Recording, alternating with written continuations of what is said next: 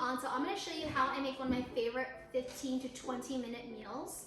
What you're going to need is you're going to need 8 ounces of grass-fed ribeye. I have 2 because I'm cooking for my hubby as well. You need a head of cauliflower. You need 4 tablespoons of butter. You're gonna need sea salt, black pepper, garlic powder, and you're going to need quinoa. This is just the water for the quinoa and water for our steamer. Let's come over here and I'm gonna show you what these are for.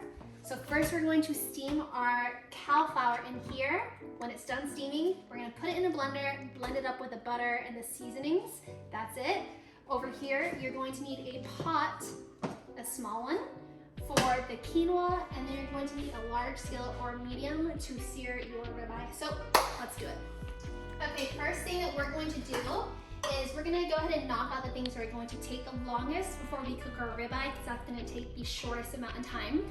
We're gonna first go ahead and take care of our quinoa. All you do is boil 2 cups of water and add a cup of quinoa, put it on simmer, and let it do its thing for 12 minutes. And then we're gonna chop up our cauliflower. This is step 2.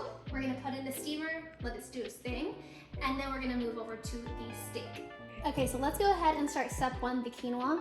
Let's turn it on to high. Let's go ahead and add 2 cups of quinoa, or I'm sorry, 2 cups of water and 1 cup of quinoa. So this meal, I mean, the amount that's gonna come from this is probably gonna give you about 4 servings, so you could save this and put it in the fridge for later. We're now gonna just wait for this to start boiling. So now that we're waiting for this whole shebang to boil, we're going to add water into our steamer for the cauliflower. So we're gonna hit power. For this one, I'm just gonna turn it to 15 minutes. We're just gonna add like literally a splash of water. Probably is going to show like half an inch of water. So now we're just gonna let this preheat. Now what we're going to do, so our waters are boiling. Let's go ahead and chop up our cauliflower into big flurries. So let's go ahead and take a whole head of cauliflower. So this recipe is probably gonna make you a couple of servings. I'm gonna say probably 4 to 6 servings. That again, like with the quinoa, you can store away in the fridge and have that as like your prep for the week.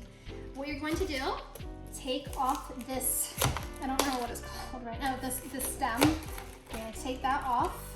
It doesn't have to be pretty. And then we're just gonna toss it, dump it. Take off the leaves, toss it and dump it. Take this plastic, obviously, dump it. And then you don't have to make these pretty or small. I like to just chop them as they are. I'm just gonna add it into our steamer. Even if the water isn't fully boiling yet, I just like to just dump it in there. It's not gonna hurt it. The more tender it is, the better. It'll probably be fully tender when this timer goes off for 15 minutes. And just, we're just gonna shut it, and that's good. Leave it alone now until it's completely done. The cauliflower is cooking up. We're now going to add 1 cup of the 2 cups of water to this, because now it's about boiling. Okay, so now you see it's boiling. This is where we can go ahead and turn it down to a simmer, probably low between 1 and 3. Let's go ahead and set our timer. You just need 12 to 13 minutes. Take your lid, shut, leave it alone. Okay, so the quinoa and the cauliflower still has about 12 to 15 minutes to cook. Our ribeye isn't really that thick. It's probably like half an inch thick. So this really only needs like 4 minutes each side to pan sear. So the ribeye is gonna take about 8 minutes to cook. So we're not gonna put this on just yet. Since I have free time, usually what I would do in this time is I would go ahead and clean up my area and organize or set the table. So let's do that. Okay, so what we're going to do now is we are gonna go ahead and just get our ribeye ready since it's about time. I know this looks lazy. This is just how I do it. I place the wrapper in the sink, make sure it's not touching anything. Place the wrapper in the sink, rinse off my hands, wipe. Then we're gonna take our sea salt and we're just going to sprinkle sea salt a nice crust on top of our steak. You don't want to do this 30 minutes prior, just because it's actually going to shrink the steak when it cooks. Okay, so now what we're going to do is we're going to preheat our skillet for our steaks.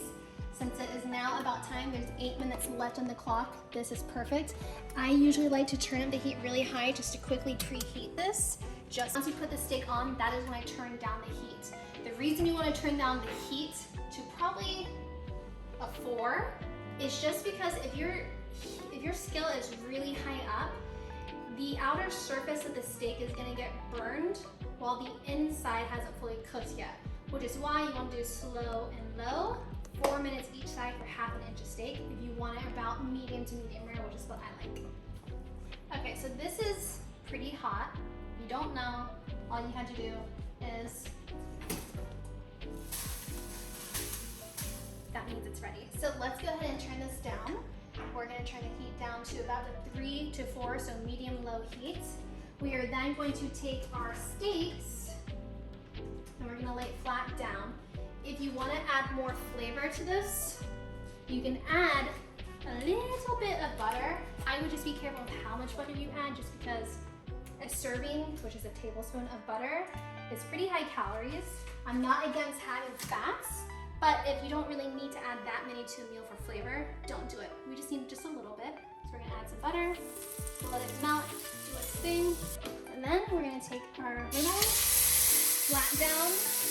There's no seasoning on top, so now we just add some seasoning. So you wanna make sure you get enough salt and pepper because flavor is everything. I don't like anything bland. I like my food tasting bomb.com. Okay, so our Caul still has a little bit of time. The quinoa is officially done, so we're going to turn it off, set it aside. We're gonna come back to our steak, and we're gonna set our timer to about 4 minutes. Once this is up, we're gonna flip, set it back for 4 minutes. When it comes to your quinoa, you know that you added the perfect amount of water when it's not super soaky and wet, like it's kind of like crumbly.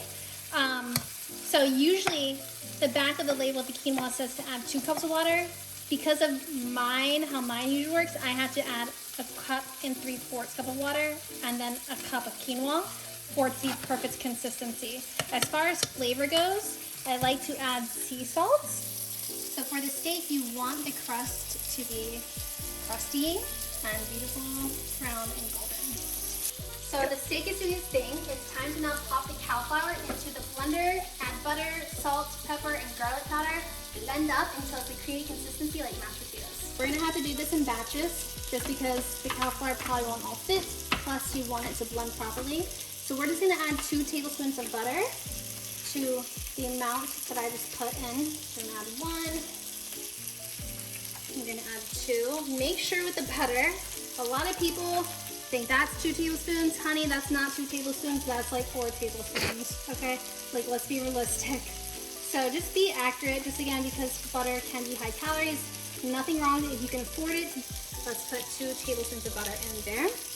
We're gonna pop this on, blend.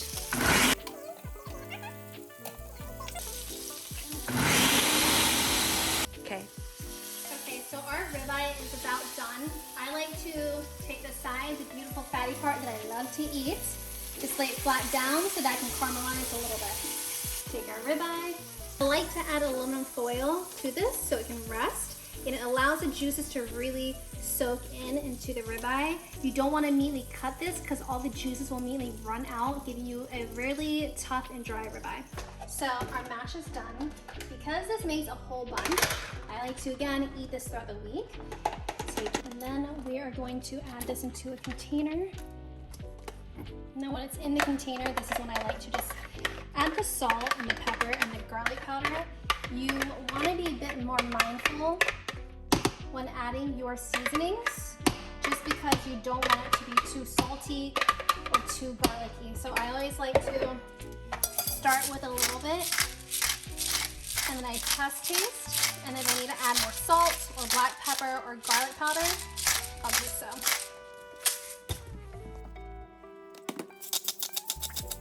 See how it looks like mashed potatoes, but it's very low carb. It's nutrient dense because it's a vegetable. I'm not against mashed potatoes, but if you want to save calories, be on the lower carb side and get your veggies in, this is a great way to do it. It's hot, but it's buttery, garlicky goodness. You're gonna love this. So now let's go ahead and assemble our plate. So we're gonna take some cauliflower mash.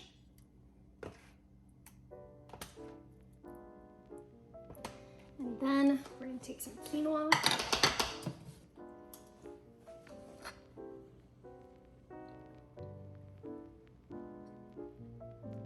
For our complex carb. Follow me. And then we are going to take our steak and just plate it. So this is a complete meal. You have a high protein, high fat piece of meat, the ribeye, I love it. You have your complex carb, your quinoa, love it.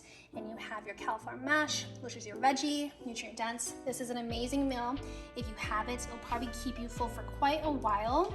But yeah, try it out and enjoy it and let me know what you think.